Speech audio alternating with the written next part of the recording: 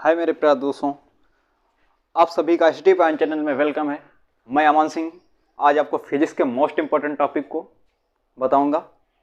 पिछले कई पार्टों में आपको बता रखा हूं कि गोलीय दर्पण, ये दर्पण के दो भाग होते हैं। दर्पण के कितने?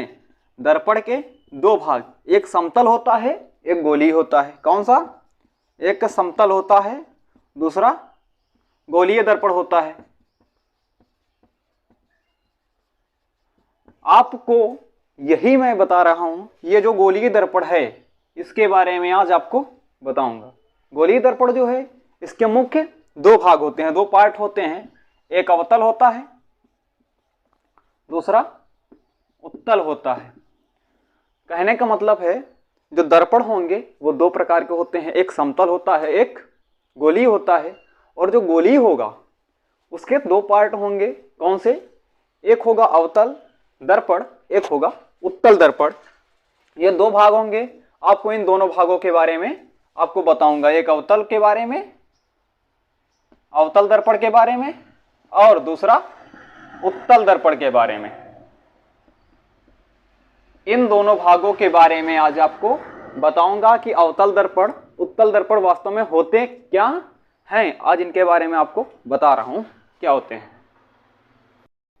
जो आपके दो दर्पण थे, एक अवतल था और दूसरा उत्तल था। अवतल क्या होता है? अवतल दर्पण कैसा होता है? ये खोखला गोला होता है, इसका बाहरी पृष्ठ होता है, ये परावर्तक पृष्ठ होता है, अंदर वाला परावर्तक पृष्ठ होता है, और ये दर्पण का ध्रुव होता है, और ये वक्रता केंद्र C होता है। कहने का मतलब जो अवतल दर्पण होगा वह ऐसा दर्पण होगा जिसका भीतरी पृष्ठ परावर्तक होगा। ये वाला, ये देखो आपको दिख रहा, भीतरी पृष्ठ परावर्तक पृष्ठ है या परावर्तक तल है। और आपको एक कैसे बता सकते हैं कि ये अवतल दर्पण है, तो इसको दूसरी डिफिनेशन के साथ बताएंगे। खोखले गोले का वह भाग जिसका बाहरी पृष्ठ कैसा? पालिश तल हो, पालिश किया हुआ हो, बाहरी तल पर पालिश हो और भीतरी पृष्ठ परावर्तक हो। ये वाला, भीतरी पृष्ठ परावर्तक हो और बाहरी पृष्ठ पर पालिश हो, तो ऐसा कौन सा दर्पण होगा? ये होगा अवतल दर्पण। आपको डेफिनेशन के साथ रखा है, अवतल दर्पण एक ऐसा दर्पण होता है जिसका भीतरी पृष्ठ परावर्तक हो, यानी कि भीतरी पृष्ठ परावर्तक हो, अंदर वाला ये परावर्तक पृष्ठ हो। ये वाला दिख रहा है आपको, परावर्तक पृष्ठ, और बाहरी पे पालिश कर रखी है। और जस्ट इसका उल्टा किस पे? उत्तल पे। इसमें क्या होगा? ये वाला पालिश किया हुआ भाग अंदर होगा और परावर्तक पृष्ठ बाहर होगा। ये होगा उत्तल दर्पण में, इसका जस्ट अपोजिट। आगे है भाई आपका उत्तल दर्पण। उत्तल दर्पण आपको मैंने बताया अवतल दर्पण का जस्ट अपोजिट होता है। अवतल में क्या होता है? उसके बाहरी पृष्ठ पे पालिश होती है। इसमें क्या होगा? उत्तल में इसके अंदर वाले पृष्ठ पे पालिश होगी। ये अंदर वाले पृष्ठ पे आपको पालिश दिख रही है, ये वाला भाग अंदर वाला पृष्ठ पालिशदार होगा, और बाहरी पृष्ठ कैसा होगा?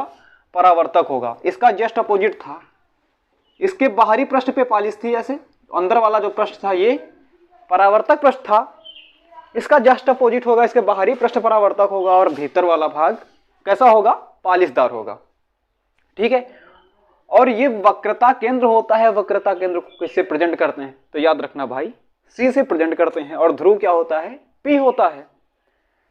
ये जो अवतल उत्तल दर्पण है आपका, उत्तल दर्पण एक ऐसा दर्पण होता है जिसका उभरा हुआ भाग परावर्तक होता है।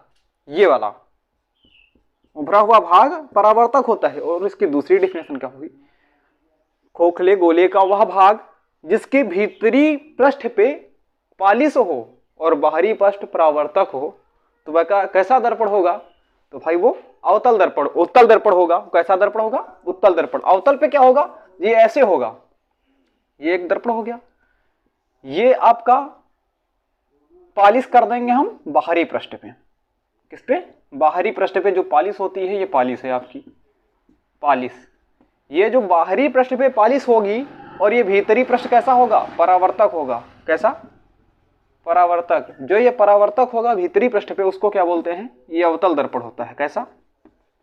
अवतल दर्पण। जिसके भीतरी पृष्ठ पे पालिश हो वो कैसा होगा? तो वो होगा उत्तल दर्पण भाई। वो कैसा होगा? उत्तल दर्पण होगा।